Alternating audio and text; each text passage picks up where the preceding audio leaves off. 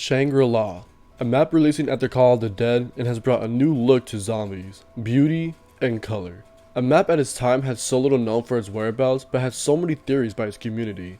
It brought alongside some new enemies to face, but alongside it, new weaponry emerges to aid us in our survival.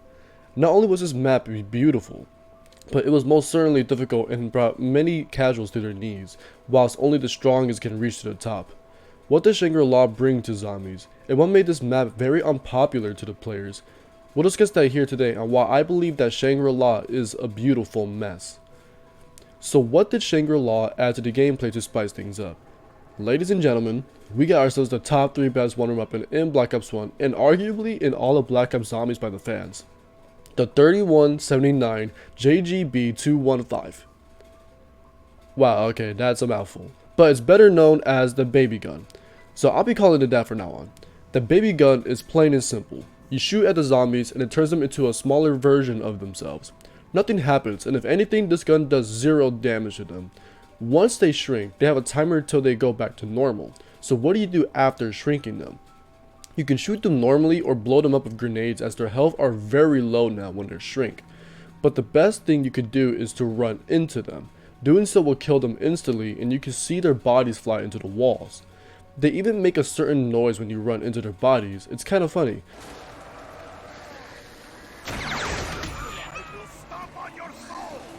Next, we get a new set of claymores called spike mores. It's a claymore that has spikes on them, and instead of blowing up zombies to kill them, it's with spikes. I'm not really sure if the spike more does more damage than the claymores, as it does around 4,000 damage per spike more, but the only difference is their design and mechanical usage. Speaking of spikes, we got spike traps that can hurt you or even kill you if you stand directly on top of it. It can also trap the zombies if they are behind you as it goes up. Then we got 3 ways of going around the map. First, it's the minecart. After turning on the power and going to this location, you can get in for 250 points. Doing so, no zombies can chase you and it will drop you off at a waterfall. Then we got a water slide. No need to pay to go on it, and it will take you underground to one of the box locations. Again, no zombies will chase you, so you'll be safe on either the slide or the minecart. Lastly, we got geysers. There's 2 on this map, one below Quick Revive, and one on the right side of the map near the minecart. In order for it to work, you have to stand on top of it for a few seconds. This will then blast you up, and then you can get back above ground. You can not only use it from underground, but you can also jump down into it. This won't kill you, and if anything, if you land on top of the geyser, it is safer landing. The last new things to be added to this map are 3 new types of zombies. The first one is very dangerous. The woman zombie. Joking, of course, but this is actually the first time we get a new model to the zombies, instead of it just all being dudes. Now to the actual threats. First one we got are called Shriekers. Your characters will announce that type of zombie, and these boys are the Varrock super sprinters but on crack. They run fast, and when given the chance, they'll shriek at you, slowing you down, as well as blinding you when they scream. Killing them is a bit difficult as they have a lot more health than your average zombie, but doing so will release their last shriek, but it doesn't affect you. It will instead blow up any nearby zombie's head. I believe. I saw it happen like twice, so I think they do that. And lastly, we got the napalm zombies. Take extreme caution with these types, as they can end your game really quick if not taken seriously. You'll know when they spawn in when your character announces their presence and when your scream starts to fire up.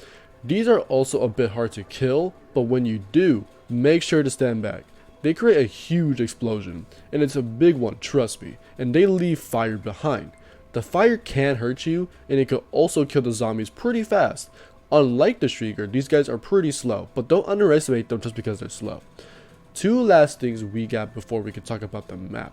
The second to last is... Damn! The monkeys are back! Okay, never mind, they just take drops. Alright then. So yes, there are monkeys on this map, and you can see a few of them at spawn when you load in or as you play the map. They are able to take drops as zombies spawn in when they die, like a max ammo or double points. When they sense that a drop exists on the map, they'll start going crazy, and one of them will start heading towards it. If they grab it, they'll start heading back towards spawn, and both the monkey and drop will disappear. Here's why I think these aren't bad compared to the monkeys in Ascension. 1. These are actually easy to kill. Oh my god. It actually feels like you're shooting them with a gun. And 2. You can shoot them whenever you want at spawn. It doesn't do anything, but you can. And 3, when they get the drops, they'll change it in a cycle to different drops that you'd see in the average zombie game. For example, if you got a carpenter, if you need ammo or more money, you can let the monkeys take it and change it as it tries to go to spawn. Doing so will allow you a chance to get a free drop of your choosing if done right. Just kill them as you see a drop that you want, and there you go. This is actually such a great idea, and I enjoy their presence a lot more here. But there is one thing you do need to know about them. If you do get the drop instantly, nothing happens. But if you got a drop after a few seconds of it floating, the monkeys will have a different objective. You. They will try to hurt you.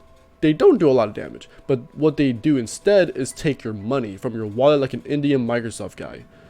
Thing is, you don't really get your money back. Not as much anyways, from what I've seen. And they don't even take a lot from you to begin with.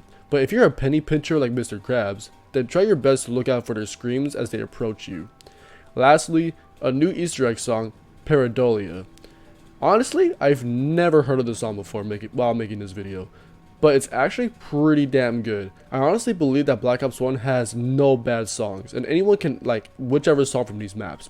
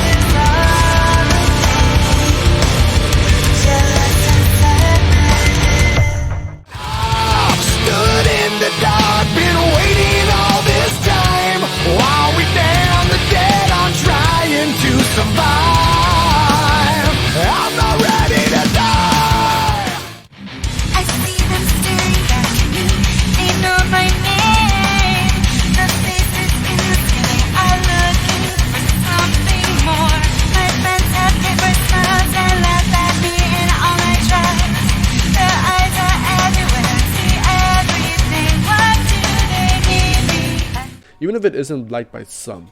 It's pretty good. Alina Siegeman is great as always. What's not to like? So let's talk about the map, and how people say that this map is pretty weak compared to the other maps that are on Black Ops 1. This map is the complete opposite of Call of the Dead, and from what I've heard, Treyarch was planning on making this map exactly that. Instead of a gloomy map with open spaces to move around freely, they decided that they wanted to make the map more tight and beautiful to look at without there being a fog to get in the way. Every part of the map you go to, except for very few, it's hard to move around to train zombies or to get past them. The only part of the map that you can have space to train in is by the rocks. But the two places that you could train in besides that location, although they are harder or easier depending on how you look at it, is at spawn or by PhD Flopper. High rounders actually train at PhD Flopper, and it's insane how they make it work with so little room. Players overall didn't really like the map as much because of how tight it is, and some would even say that it's pretty boring. Although I don't agree, I can see why. There are a few things about this map that stood out to me. 1. There are no new perks. Compared to the earlier maps like Ascension, which had 2 new perks, and Call of the Dead, which had 1 new perk, but 2 new wonder weapons, this map has no new perks and 1 wonder weapon that's extremely hard to get. I had to cheat by putting in a command to get it, because it's actually the hardest to get on Black Ops 1 compared to any other wonder weapons on this game. I did it to make a review for you guys, and although I didn't like doing it because it's pretty much cheating, I did it to get this show going. The amount of times I've gotten the same weapons over and over is insane. I do believe that this map is good, but compared to the other maps on here, I agree that it's the weakest compared to the other maps. But I'd rather play over Kino. Sorry, not sorry, it's my opinion. I believe that Treyarch did do a good job on this map and how difficult it can be, but they fucked up again by making the Easter egg for players only. If you saw my Ascension video, I've already spoken about how I can't do it and how the mods that I was using to do them by myself weren't working. So if you want to see someone do the 4-player Easter eggs on solo, I'm sorry to say that you're on the wrong channel. This is something I can't do on Black Ops 1, but hopefully when I play Black Ops 2, it's different. There are some things I love about this map. Not as much as hate, honestly, but again, there are maps that are better. We got Ascension, we got Call of the Dead, and so on, but I wouldn't mind playing Shangri every once in a while. There are some things I wish they would have done to make it more fun, like making the Easter egg solo player accessible, as well as like in Call of the Dead, or not making the one weapon so difficult to get. Besides that, I don't really have any problems. Maybe you guys do. If you guys want to express your opinions about why you don't like this map, or if you guys do like it, comment down. I'd love to see what clicked and what didn't click with the player base, as I want to find out more. But that's all I have about my opinions. Let's get into the lightning rounds and tell you guys on what I found about this map and tell you information that you guys probably didn't know. Let's get into it.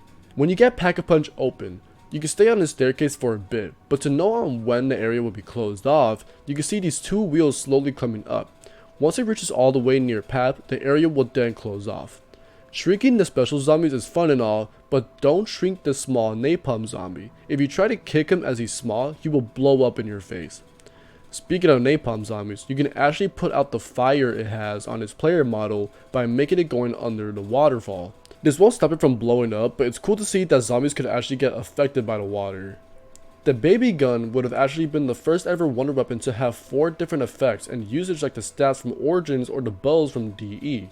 There was a picture that was revealed that the wonder weapon would have been able to change out the way it plays, and that would have been so cool. All we got was a shrinking effect, but I can understand why we only got what it is now, as putting in the other 3 would have probably been hard due to the hardware limitations that the PS3 and Xbox 360 had. I believe that the best part about the baby gun is that if you shrink the monkeys, they will instead not become smaller, but will just blow up. So if you want to instantly demolish a small monkey, the baby gun is the way to go. So the actual name of the 3179 JGB215 is actually a location. If you decipher the name, it will give you the coordinates to the Himalayas, where the map supposedly takes place. Now, how hard is it to get this wonder weapon? Well, after researching and coming up empty-handed, all I've seen is that people have gotten it after round 41, have either gotten it 5 times in their life, or have never seen it in their games. So it is pretty rare. But how rare is the baby gun? Well, to my guess, I would have to say that to get it would be at around 0.2% or 2% chance of it appearing in a box, as it is not the easiest gun to get. If you somehow get it in your game, you have got to be the luckiest man in the world, and you should spend all of your money on slots in a casino. Don't do it. This is a joke. Don't do that. There were many theories that this map took place on Mars at its time. People couldn't find out where this map took place, and we thought this was pretty silly as it wouldn't have made any sense, to be on Mars of all things. But I believe that Black Ops 1 has some explaining to do, as in a certain map that I'm not going to talk about right now, there is a Mars Easter egg, and in the files it says Mars with Shang next to it. So I'm really not sure if we're in the Himalayas or in Mars at this point. Lastly, the little monster statue on the baby gun is the same statue that's near the stairs by Pack-a-Punch. And that is all I have for today. I feel as if there are definitely some information that can be further explained, as some of the research that I found weren't 100%, I believe. Although this map isn't liked by many, I feel like this map had potential and the players didn't really like it when it came out. And by the way, thank you guys so much for 500 subscribers. It's still so weird to say that. I'm halfway to 1,000 subscribers, and maybe something special will come out of it when it's achieved. I already have something planned for when I hit 935 subs, but when it comes to hitting 1,000 subscribers, I'll have to really think on it. Please make sure to subscribe and to hit the like button, as it further supports me into making more videos like these. I'm Special Azzy. Stay safe and stay hydrated.